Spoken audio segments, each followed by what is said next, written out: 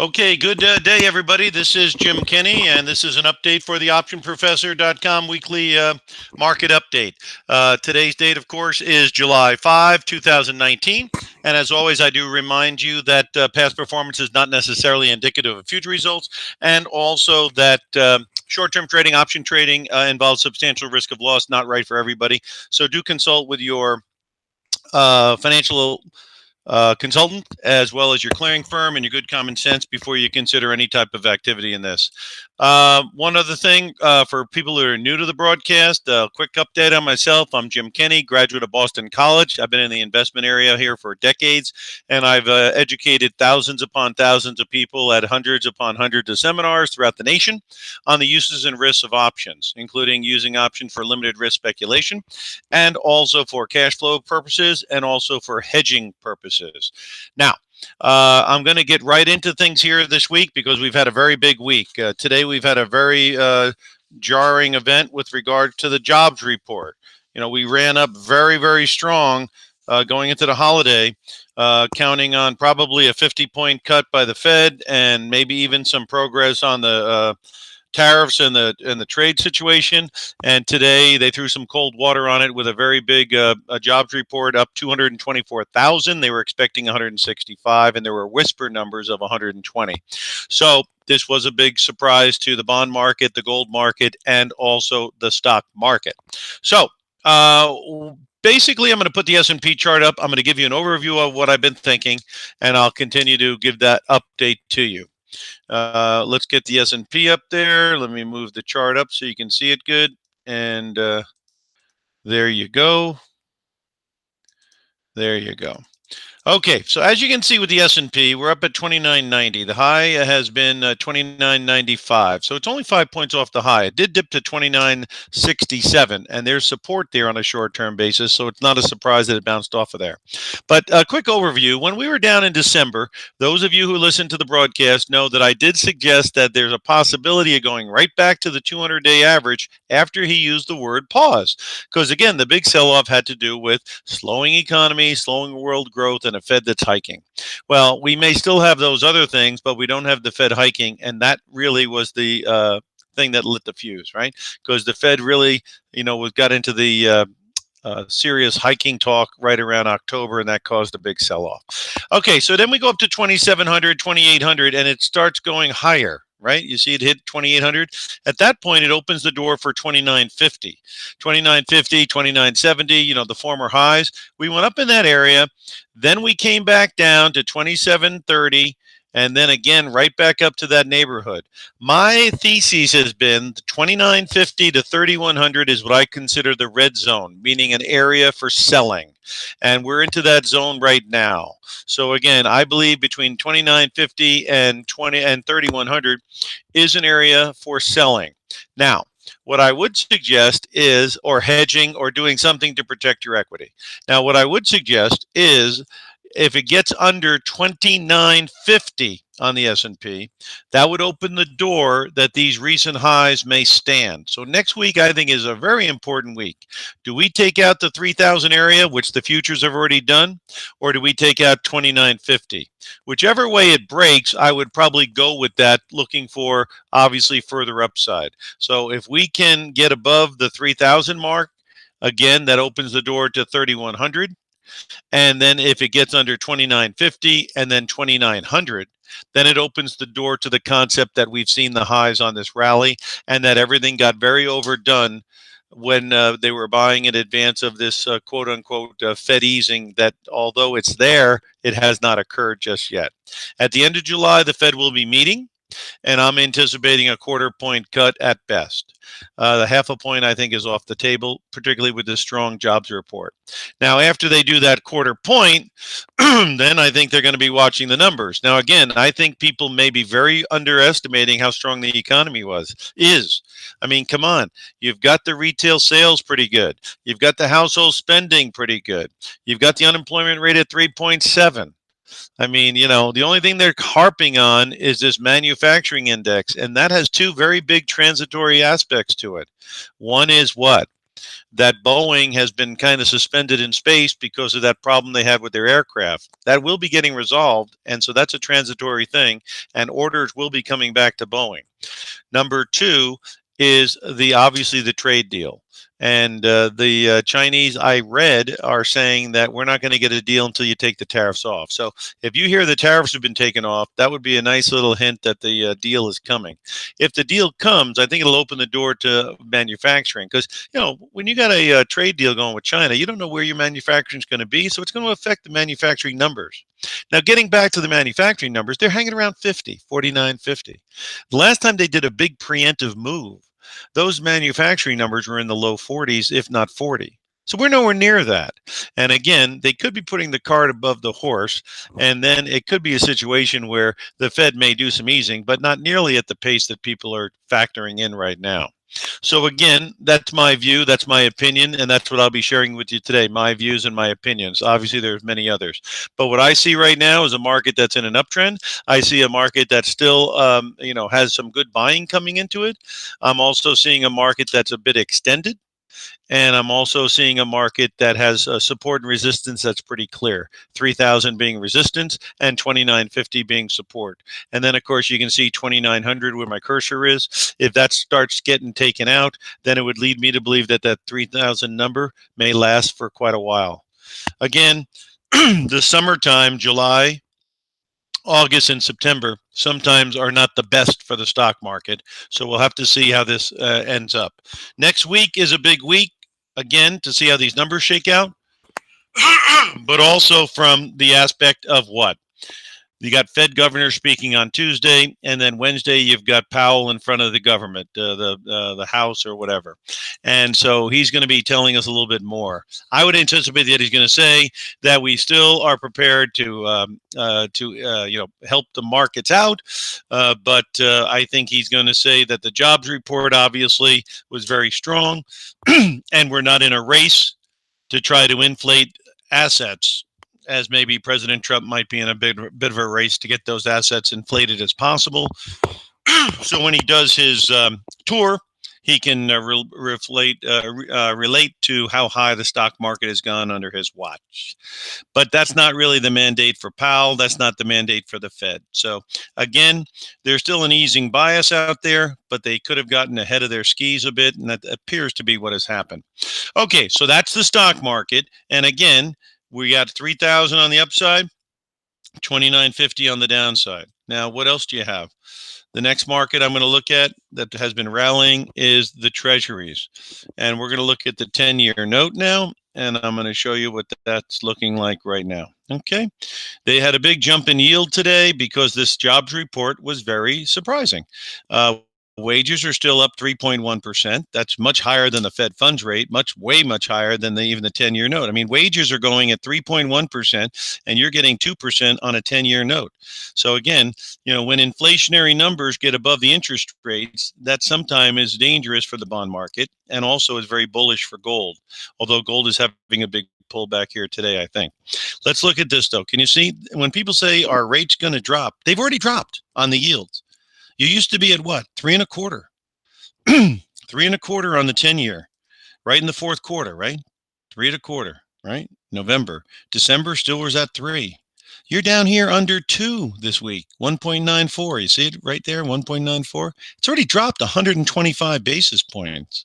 So them dropping a quarter of a point may actually cause this thing to rally back up to 225 or even 250, particularly if the numbers remain firm. Again, there's no drop in retail sales. There's actually increases. There's no sell-off in household spending. Unemployment rate is not bad, 3.7. And the underemployment rate is still at a 20-year low or something like that.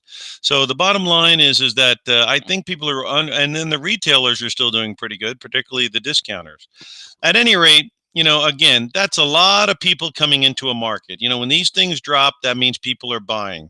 So if this showed you inverse, right, and it showed you the prices going up and up and up and up and up, would you say it might be a little bit overdone down here? Because of that type of a drop in yield? Again, that's a rise in the treasury price, right? So obviously, a lot of people are long. Anybody who was short got wiped out, and so it's a pretty much of a frothy environment. And a frothy environment can lead to a little bit of a change of direction. So again, be careful if you're in the bond market because this week's lows on yield, that's the 10-year. Let's take a look at the 30-year. And on the 30-year, let's take a quick look and see what's going on. 30-year. Okay. And the 30-year, I think, is around 255 today. Let's see what it looks like. Yep, 254, 255. Okay. It hit last week 245. This week, 245. So again, this is where the yields were almost at 350. Here's where they are now, under 250. And that's a very big drop in yield. And that is a very big run up in the bond market. And if everybody's long now and something changes, like you saw today, you can get a 3% move in one day in the yields, right? A change in the yield of 3.11 today. Okay, so we could even be going to 275 on this rally. You don't know. But again, the downward trajectory of interest rates is still intact. Again, a lot of this is based on easing. A lot of this is based on a recession and a slowdown. A lot of it is being placed on, the yields in Europe. They've gone very, very negative. In fact, Germany came out with I think it was 7-year paper, and the minus 6.6%. So at least on our debt, you get some return.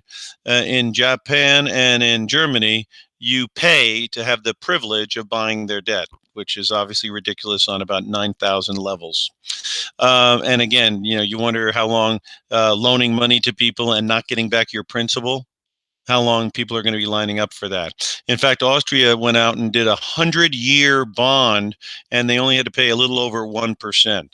Basically, somebody's saying that in the next 100 years, there'll be no inflation because, again, if there's any inflation at all, a 1% yield, those bonds will get slammed so hard you won't even know. But the bottom line is that the world is awash in debt. You got municipal debt, you got corporate debt, you got high yield debt, you got sovereign debt, you got negative yields, you got junk bonds trading as if they're almost treasuries. I mean, you've got tremendously low rated bonds in Europe that people are gobbling up. The problem is everyone's going into the debt party, right? Think of it as like a big arena, like the Staples Center in LA. Everyone's running into the building of debt. They're buying up debt. Do they care who's issuing it? Probably not. Are they really analyzing it? Probably not. Are they getting high income off of it or low? They're getting very low. If those people all want to come out for one reason or another at some point, do you think that's going to be problematic? Well, think of the Staples Center, and everybody wants to get out of it because somebody yells out fire. It's going to be a very, very illiquid situation in the bond market at some point for somebody. So if you want to know what the dynamite is as far as disrupting the financial system, I clearly think it's debt, and I clearly think the fuse will be lit when somebody either defaults or there's some problem that gets people nervous where they want their money back, and all these ETFs that are based on liquid, they give you the image of liquidity, but behind the curtain, some of these bonds are not that liquid. That's going to be the Achilles heel when it happens. And that's probably why gold is starting to have a little bit of a bid here in the last 6 months, because people are saying that if they have to print money to stabilize the markets, that could destabilize currencies. If you destabilize currencies, obviously that can be positive for gold. Speaking of currency, let's take a look at the US dollar real quick. And let's take a look at where we are. Big rally in the dollar today. We're back to 97. A lot of people are saying dollar's collapsing because it went from 98 down towards 96. What I said last week is 96 is the bottom of the range, 95.50, 95. So we're at the lower end of the range. And I wouldn't get real negative at the lower end of our trading range that's gone on here for how long? A long time. So basically, what it's doing now, it's going back up, and it could have some problems right here above 97.5, and it could resume a downtrend because those are lower high, lower high, lower high, and now if we get a lower high and it turns down, it would add credence to the fact that the market on the dollar may resume its decline. But again, watch this number here. If it doesn't get taken out, and then we start taking out 96.50, 96, then the deterioration on the dollar scenario makes a lot more sense. Right now, if you shorted down here, they just got you shorting at the bottom of a trading range, and now you've got to pay them money. So again, that's why you got to be careful. If it is a down market, you want to sell strength, right? Goes up, sell strength. Goes up, sell strength. Goes up, potentially sell strength, as long as it doesn't take out this point and that point, right? Again, if you want to sell weakness, you want to sell after the rally has died. You see that high surrounded by lower highs. You see that high and that high surrounded by lower highs. That's when the rally seems to be petering. And so if you want to sell it after it rolls over a bit, you would use these points as stop points possibly, okay, in my opinion. All right. That is the interest rate situation. That is the situation on the S&P and the dollar. Now let's turn towards the price of gold. And gold has had a lot of people running into it, and now it's been bouncing around quite a bit. I brought to your attention last week, I believe, when we went up to 1450 area, the volume was enormous, and you'll see that right here. You see up, let me move it up again. Okay, the volume was enormous. You see it hitting 600,000 contracts, and see how that's very high. First of all, when volume goes like this, you got to ask yourself, who's on the other side of the trade?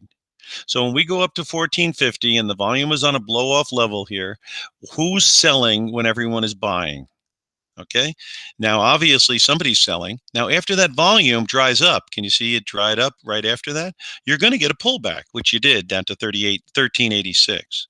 Then you have another rally up. But did the volume go as high as there? No, it hasn't. So now it's coming right back down again. Again, my feeling is that gold has made a turn, and it may be very good. But I think 1375 to 1325 is a better region if you can get it to see if it'll resume its rally. So keep an eye on the gold. You see that high there? You see that high there? Obviously 1350 would be an area that it might go down and try to test if it's going to continue to roll over. It is down 17 today. It was down to 1388. 1388 is almost where it dropped out, 1370. So there's some support down there. Okay. But again, if the rates spring back up because the economic numbers are stronger, and if the dollar obviously went back to 97, continues firm here, you could get some further deterioration, because all these people above 1400 could be called Johnny come latelys. Where were they buying down here? Were they buying down here? They ended up buying up there. Maybe they were getting blown out of their shorts. Maybe they were just getting greedy. Whatever they got, they're not doing so good here today. Again, longer term, if they're going to print tons of money to keep this thing going in Europe, Japan, China, and the US, that's going to put paper money at risk. And also, if we're going to try to get that inflation going, they always say, don't fight the Fed. Well, Fed is dead set on trying to get that inflation going. So if they get it going, they'll probably get it going further than they want. In other words, they want 2%, maybe they get 6%, maybe they get 4%, right? But again, if they're dead set on getting that inflation up, again, with interest rates being very low, I mean, I was there in 1980 when interest rates were at, when inflation was at 10% and interest rate was at 5. Well, once interest rates got to 10 and we were at 5 on yields had to go up to 16% on the long bond to get the inflation back down.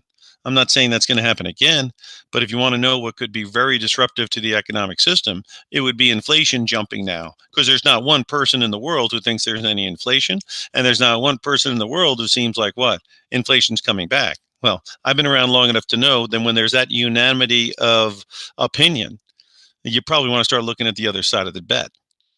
So again, the gold, big breakout here, pull back. Is it going to get further pullback? Well, there's some support 1350. It could. And then, of course, the 200-day moving average. Let me see if I can give you those moving averages. That might be other lines in the sand to keep an eye on. Let's take a look. There they are. 50-day average is at 1298. That's 1300. 200-day average is down at 1250. So you get the idea. There's a lot of real estate between 1450 and 1250 on the 200-day. I'm a believer that the market will go back towards its mean a little bit if it gets overdone. So what's the more likely idea here on gold? Sideways or pullback, in my view, but only time will tell. Now, again, these moving averages are going to benefit because we're way above them, right? So the longer we stay above 1300, the longer we stay above 1250, these inverted moving averages, which is very, very positive, will continue to matriculate to the upside. And they may give you a little bit of a floor under any pullbacks. Again, on a longer term basis, it looks to me like the gold has made its turn. On a short-term basis, I think they might squeeze the guys who got in a little bit late on this rally and then move it down, get them frustrated, get people out.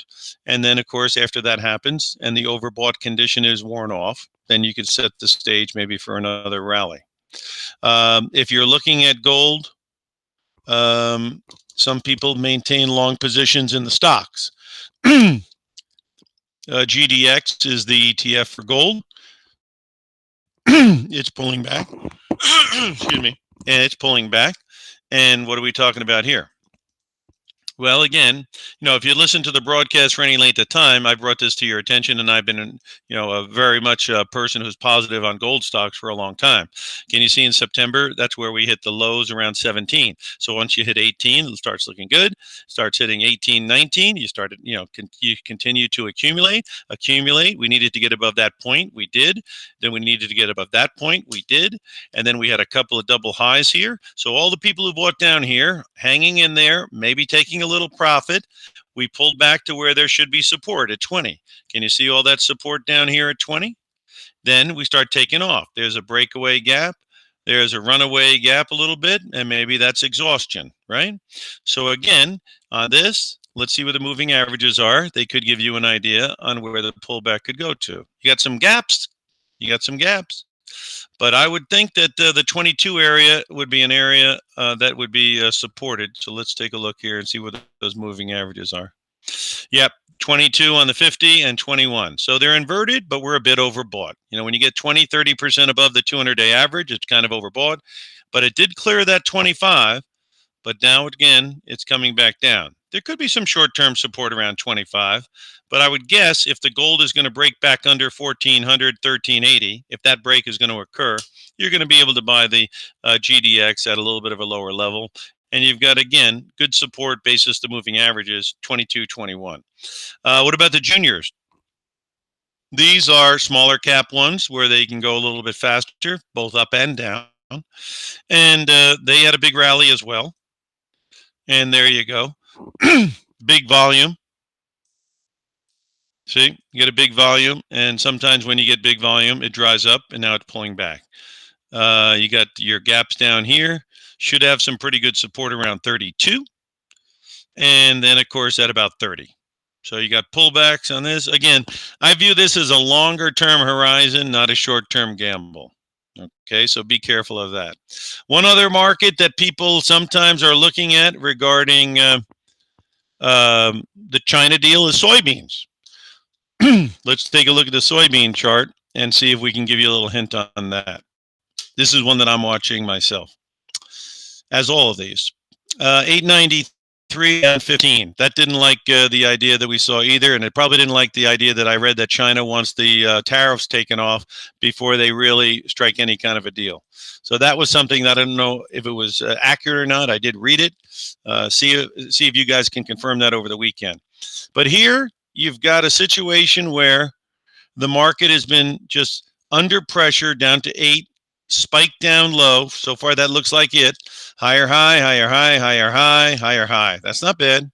And then, of course, let's look at a longer term graph, like the last 10 years, and maybe get an idea where this thing might go if it gets going. My big number for the soybeans is 950.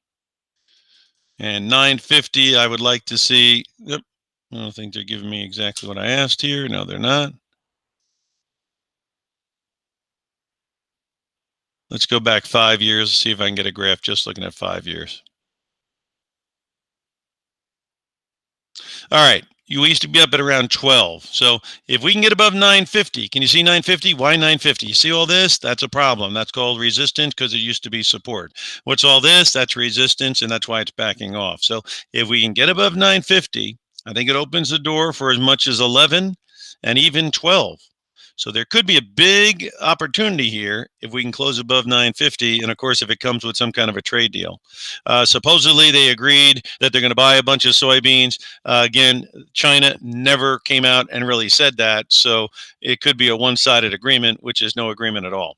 But again, I would keep an eye on it because, as you can see over the last 5 years, this is a low area. And some people are thinking that in the fall or, going into the end of the year, there could be a little bit more of a tighter supply for this stuff. So keep an eye on it. I'm certainly keeping an eye on it. There could be an opportunity there. And then there is an ETF for that. I sound like Bloomberg. There is an ETF for that, SOYB. Okay, and SOYB is at $15.30. And as you can see, it is also way down. And let's take a look at its moving averages and see if there's any support or resistance from those. And the moving averages are 1520 and 1590. So I think closes above 16 would be very good for this. And if it gets above 16, this could be an ETF to keep an eye on.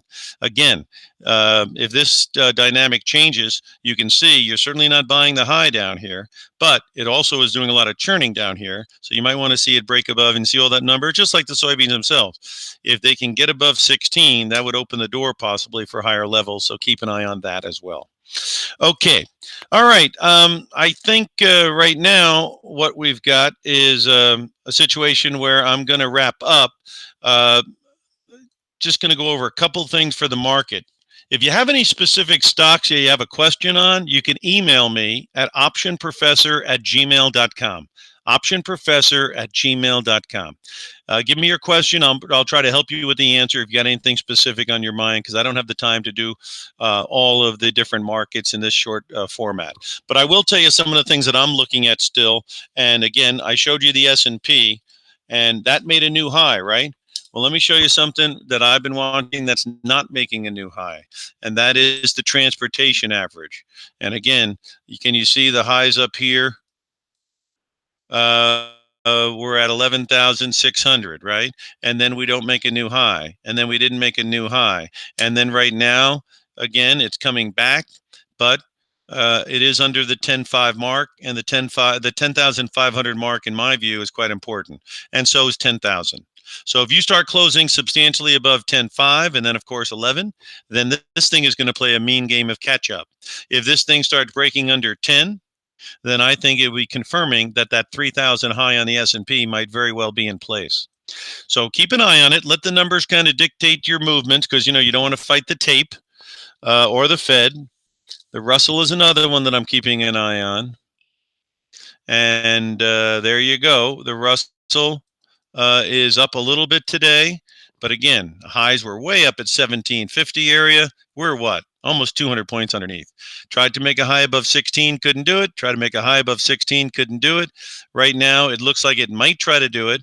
A close above 16, okay, I think would open the door for further rally, and again, would start confirming these highs you've got on the S&P. But right now, it's not doing that.